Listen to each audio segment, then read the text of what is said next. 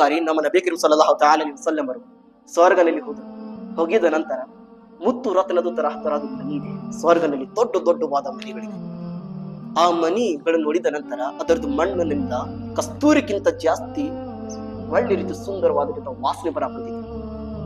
ಹುಜೂರ್ ಸಲ್ಲಲ್ಲಾಹು ಅಲೈಹಿ ವಸಲ್ಲಂ ಅವರು ಜಿಬ್ರಾಯಿಲ್ ಅಲೈಹಿಸ್ಸಲಾಂ ಕೇಳಿದ್ರು, ಐ ಜಿಬ್ರಾಯಿಲ್, ಸ್ವರ್ಗನಲ್ಲಿ ಇಷ್ಟು ಮುತ್ತು ರತ್ನದಿಂದ ತಯಾರಾಗಿರುವ ಮನಿ ಇದೆ, ವಾಸನೆ ನೋಡಿದ್ರೆ ಕಸ್ತೂರಿಗಿಂತ ಜಾಸ್ತಿ ಚಲೋ ವಾಸನೆ ಇದೆ, ಇದು ಮನಿ ಯಾರು ಜನರಿಗಾಗಿದೆ?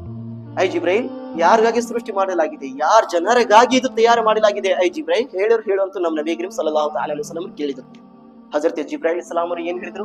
ಯಾ ರಸೂಲಲ್ಲಾಹ್, ಇದು ಪ್ರಪಂಚದಲ್ಲಿ ನಿಮ್ಮ ಉಮ್ಮತ್ತಿನ ಜನರ ಬಳಿಗೆ ಯಾರು ಮೊಜ್ಜಲ್ ಮತ್ತು ಇಮಾಮ್ ಸಾಹೇಬರು ಇದ್ದಾರೆ ಅಂತಹ ಜನರಿಗೆ ಸ್ವರ್ಗದಲ್ಲಿ ಅಲ್ಲಾಹ್ ಮುತ್ತು ರತ್ನದಿಂದ ಮನಿಯನ್ನು ಸೃಷ್ಟಿ ಮಾಡಿದ್ದಾನೆ ಯಾ ರಸೂಲಲ್ಲಾಹ್. ಯಾರು ಮೊಜ್ಜಲ್ ಮತ್ತು ಇಮಾಮ್ ಅವರು ಇದ್ದಾರೆ ಅಂತಹ ಜನರಿಗೆ ಇದು ಮನಿಯನ್ನು ತಯಾರು ಮಾಡಲಾಗಿದೆ ಯಾ ರಸೂಲಲ್ಲಾಹ್. ಪ್ರಪಂಚದಲ್ಲಿ ನಾವು ಮನಿಗಾಗಿ ಎಷ್ಟು ಒದ್ದಾಡ್ತೀವಿ, ಆದ್ರೆ ಸ್ವರ್ಗದಲ್ಲಿ ಅಲ್ಲಾಹ್ ಮುಂಚೆನೆ ನಮ್ಗಾಗಿ ತಯಾರು ಮಾಡಿದ್ದಾನೆ. ಯಾರು ಅಜಾನ್ ಕೊಡೋರು, ಯಾರು ಇಮಾಮತ್ ಮಾಡಿಸೋರು ಇದ್ದಾರೆ, ಅದು ಅಂತ ಇಟ್ಟಂಗಿ ಮರಳಿಂದ ಅಲ್ಲ, ಮುತ್ತು ರತ್ನದಿಂದ ಸೃಷ್ಟಿ ಮಾಡಿದ ಅಲ್ಲಾಹ್ ತಯಾರಿ ಮಾಡಿದ್ದಾನೆ ಮನಿಗಳು. ನೋಡ್ರಿ ಮೊಸನ್ ಎಷ್ಟು ದೊಡ್ಡವಾದ ಸ್ಥಾನ ಇದೆ. ಇವತ್ತು ಮೊಸನ್ ಡಿಗ್ರಿ ತಗೊಂಡ್ರವ್ರು ಅವರೇ ಆಗ್ಬೇಕಂತ ಏನ್ ಮುಖ್ಯ ಅಲ್ಲ. ಅಜಾನ್ ಯಾರಾದ್ರೂ ಕಲಿಬಹುದ್ರಿ, ಅಜಾನ್ ಯಾರಾದ್ರೂ ಕಲಿಬಹುದು. ನಿಮ್ಗೆ ಪ್ರತಿಫಲ ಬೇಕು, ನೀವು ಅಜಾನ್ ಕೊಡ್ತಿದ್ದೀರ. ರಸೂಲುಲ್ಲಾಹ್ ಏನ್ ಹೇಳಿದ್ರು? ನೀವು ಅಜಾನ್ ಹೇಗೆ ಕೊಡ್ತೀರಾ?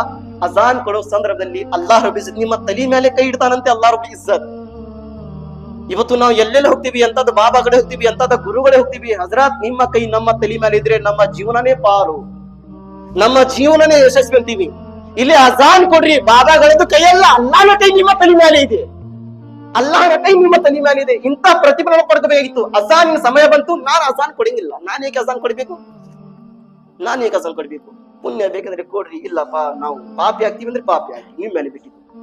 ಅಲ್ಲಾಹು ಅಕ್ಬರ್. ಆ ಸಹಾಬಾ ಕರಾಮಿದ್ರು ಪ್ರತಿಫಲ ಪಡ್ಕೊಳ್ಳೋದಕ್ಕೆ ಮೊದಲಿಗೆ ಮುಂದೆ ಬರ್ತಿದ್ರು ಸಹ.